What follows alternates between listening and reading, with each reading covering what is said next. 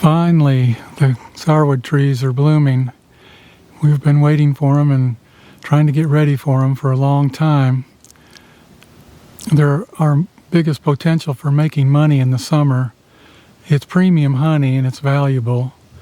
It's worth going after if you live in the area.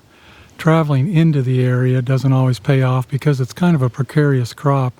It doesn't come in strong every year. This tree I get to see every morning when I come out my front door. This is my front porch. And you can bet that every morning I look at that tree to see how it's progressing. This one is in full bloom. We got a real honey flow going on here today, glad to say.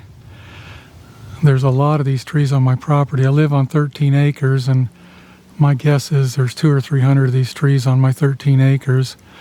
That's a good one. There's several up here on the back bank. I don't know if the camera will pick these up, but there's some larger ones there on the edge that are in full bloom. There's lots of little ones. We cleared this bank off a few years ago, and lots of little sourwoods came up on this bank. There must be 100 of them. Some of the bigger ones are in full bloom. We'll walk over and take a good close look at this one so you can see what the bloom looks like.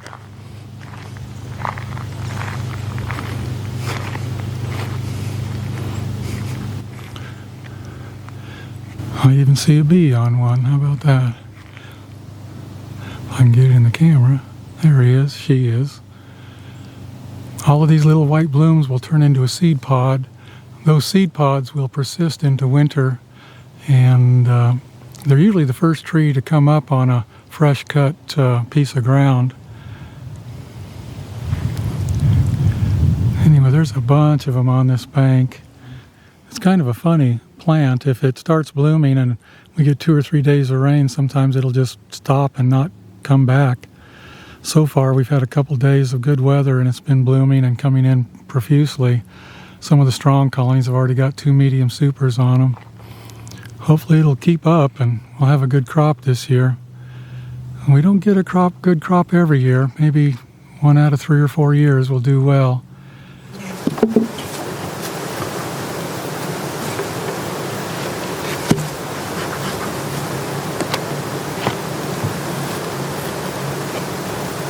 All right, see if the camera can get a good picture of this. That's sourwood honey right there.